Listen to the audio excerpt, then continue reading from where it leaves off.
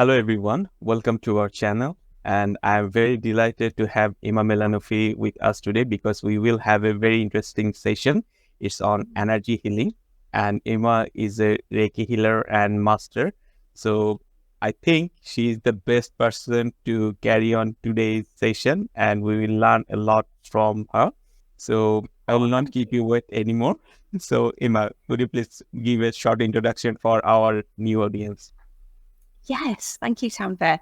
My name's Ema Melanaphy, and I'm a Reiki master teacher and a practitioner for humans and animals, and also a Shiatsu student practitioner. And that's also a form of energy work, using it's a different form of energy work. So yeah, I just get really geeky about all things energy work and healing and complementary therapies and things like that. So, yeah, I'm really looking forward to today's conversation, Tanvir. Thanks, Ema. So let's go directly to the question. Yeah, good idea.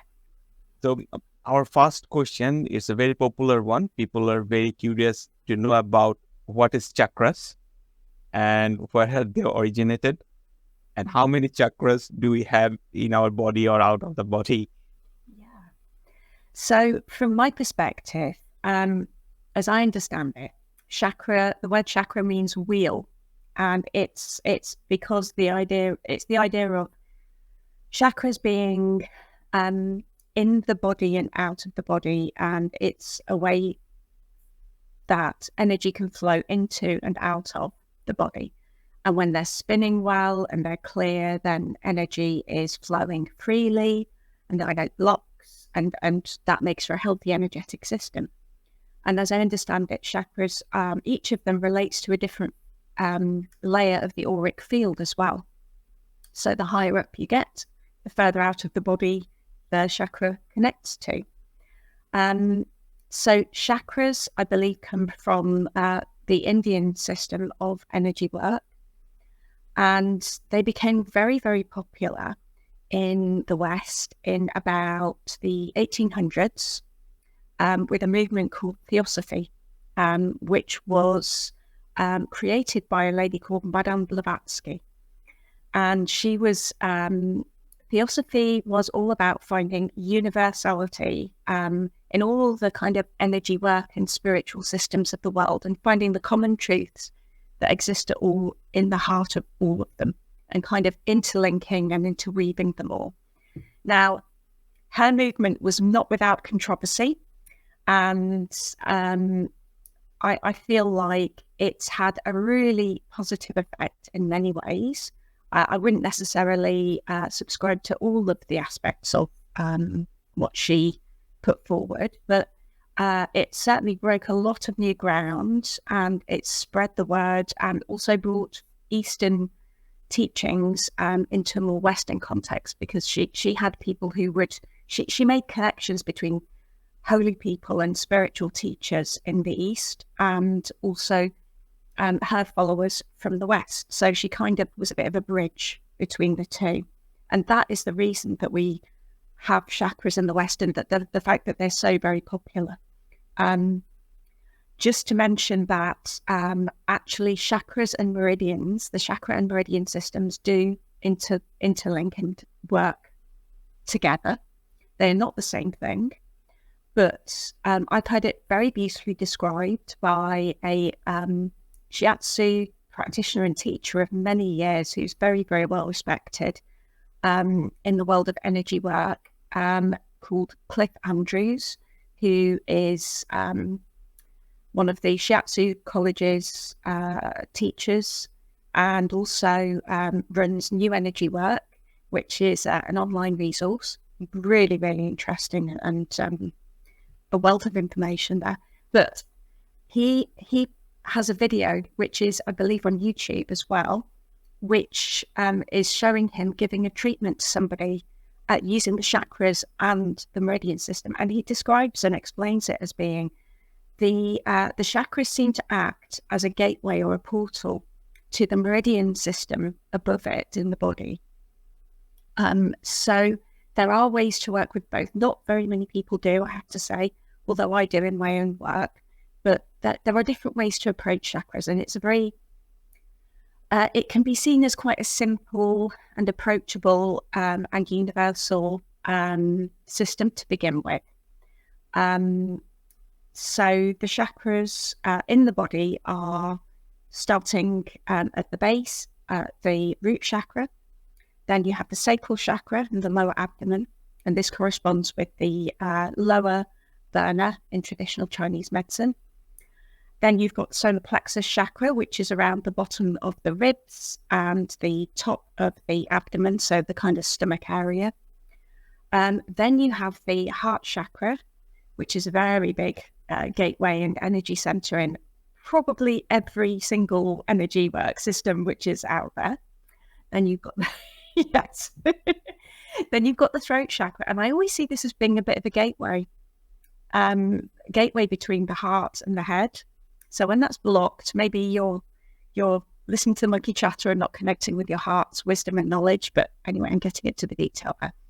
Then you've got the third eye chakra, and that relates strongly to the pineal gland and to true perception. Then you've got the crown chakra, which is your connection to the divine and to the kind of the etheric plane and guidance, and that also connects directly if you're looking at other chakras, because there are minor chakras certainly in the world of animal energy work. There are bud chakras and minor chakras, and these also exist for humans as well. So we have chakras in our palms, and these are made use of by healers a lot. And you might find sometimes your palms are feeling quite hot. That might be because you need to heal yourself or need healing, or somebody around you needs that. You've got your foot chakras, so kind of the bottoms of your feet. And when these are opened as part of an energy work treatment, you can release all that baggage, all that emotional, energetic baggage and blocks through the body, down out of the feet, nice and safely. You've also got the Earth Star chakra, I believe, which is under the ground, and that connects you and roots you to the earth. Then you've got the Soul Star chakra. And when you're feeling quite sort of low and disconnected and bad about yourself and not connected with your higher purpose, that can be kind of a bit closer to you than is ideal. So as part of an energy work treatment, you might find somebody kind of gives it a bit of energetic boost, clears it, empowers it, and moves it to its ideal position, which is probably about a foot over the head or more. And I believe there are other chakras as well outside of the body and probably in the body as well. Animals have a brachial chakra, which is around this kind of area. And if you think about it, dogs and cats, if we're going to meet them and stroke them, we might be drawn to put our hand kind of just at the base of the neck, at the top of the back, to say hello and introduce ourselves. And that's where the brachial chakra is. And many people who work with animals will start a treatment there. So yes, that's my, in a nutshell, my understanding of chakras. Yeah, thanks, Ema. You have explained it very beautifully. I just want to add few more things, like what I have came to know. So far, there are around 114 chakras for human bodies. So the thing is, the major 7 chakras, which we generally talk about, and you explained, which we need to focus on more to balance ourselves. But apart from that 7 chakras, there are outer chakras from our body, as you have Star chakra, and there are 3 more chakras above us, and there are minor chakras as well. So yeah, definitely those chakras are also important. But when people get distuned, so that means those major chakras are somehow imbalanced. And I have a question around these chakras. So could you please explain about activating these chakras? Nowadays, we can find in the YouTube that generally people go for active your throat chakra, heart chakra, or these sort of things. So does that mean it was inactive before, or we need to activate forcefully or something? What's your thought on that?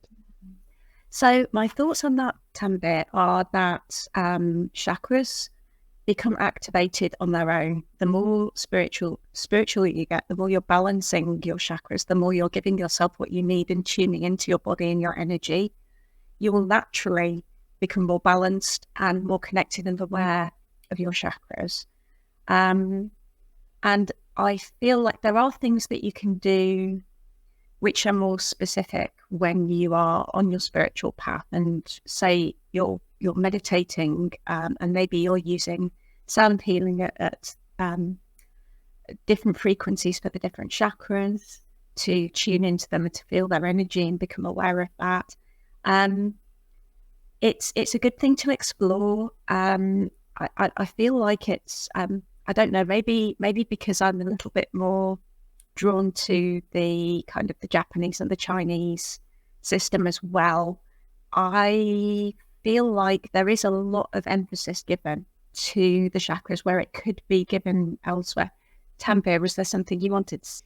Yeah, so as per my understandings, the thing is, when people born, that means that baby already have his or her own chakras, which is already activated.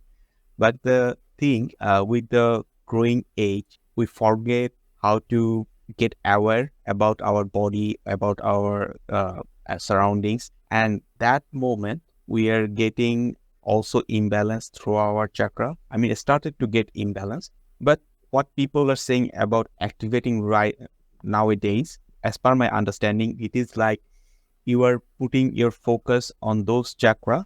And as we know, where attention goes, energy flows. So, Yes.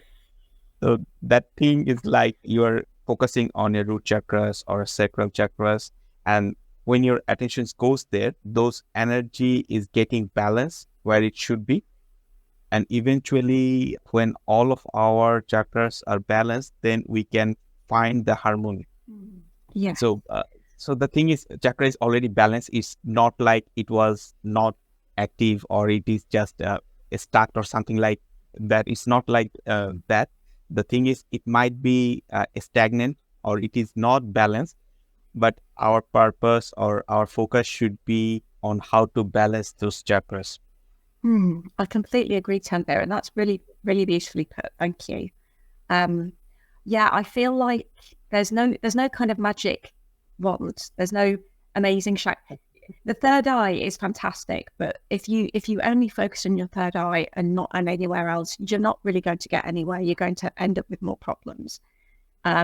It's about moderation. It's about the holistic approach, really, I think.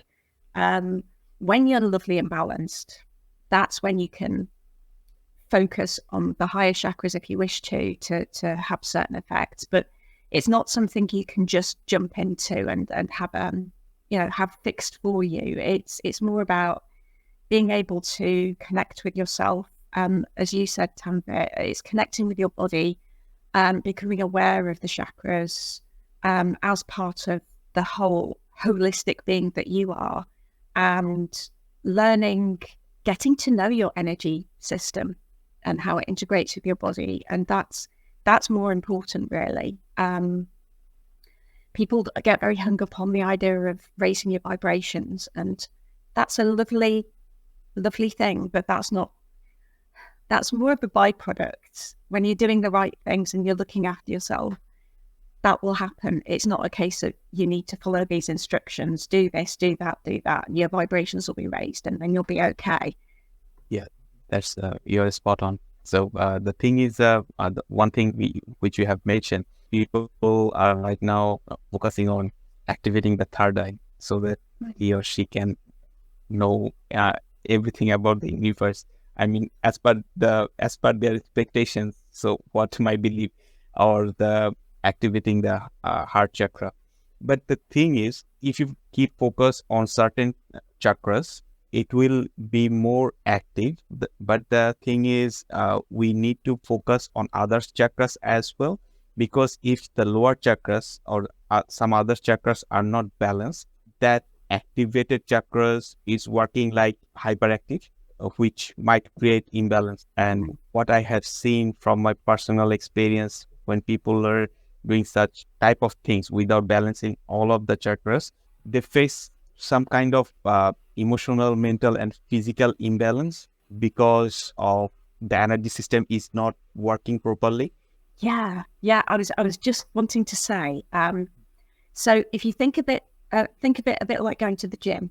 So if a person is not very strong, not very healthy, but they get by okay, they have a few little aches and pains, but they decide they want to work on themselves, on their bodies, and be a bit healthier, have a bit more energy and that sort of thing.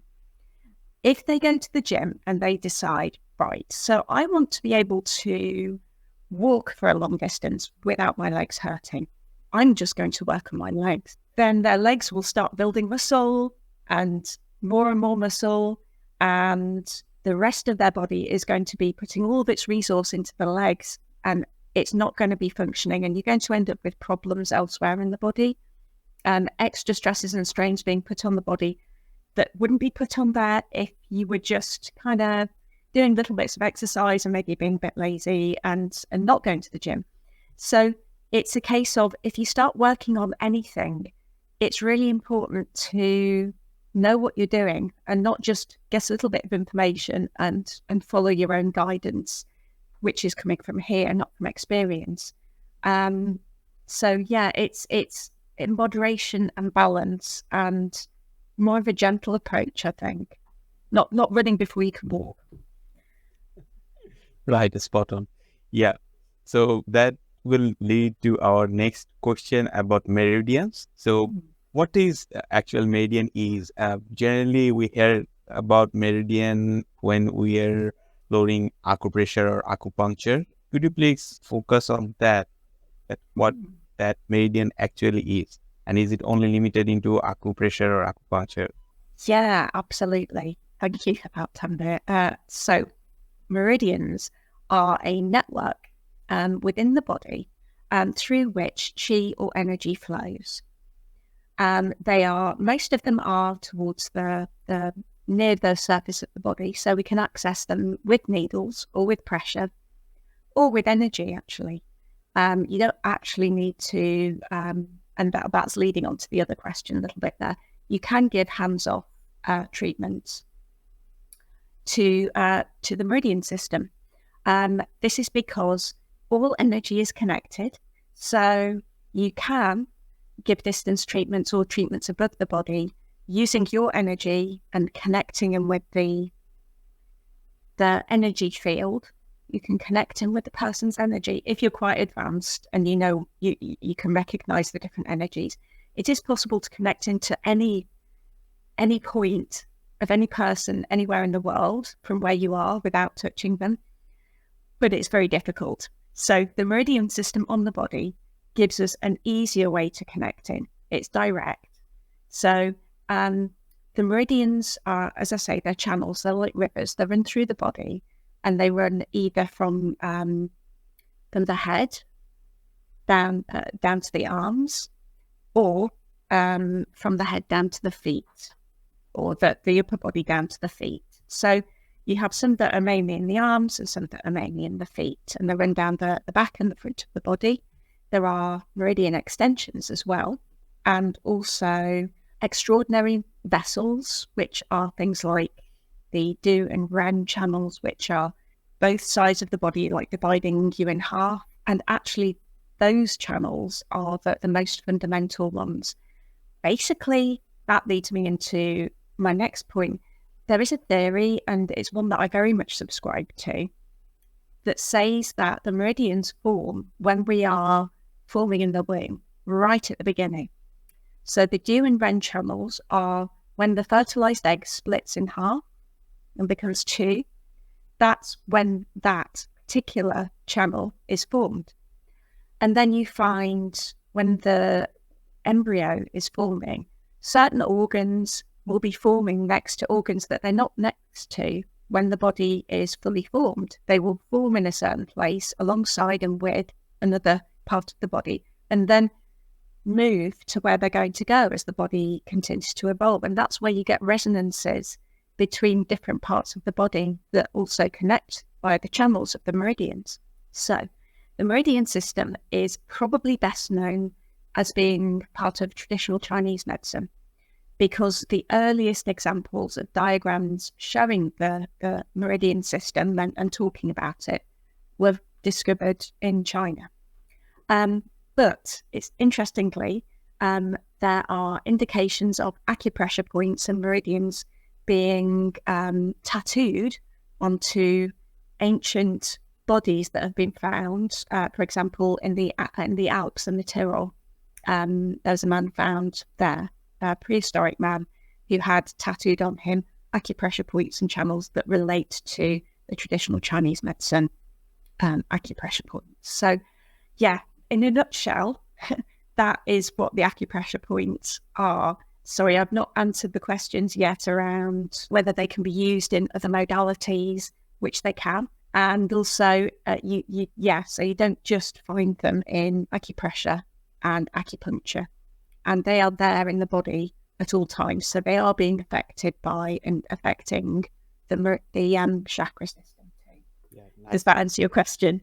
Yeah, so the thing is, I have another question. So it is related about how meridian and chakras are related, but not for today.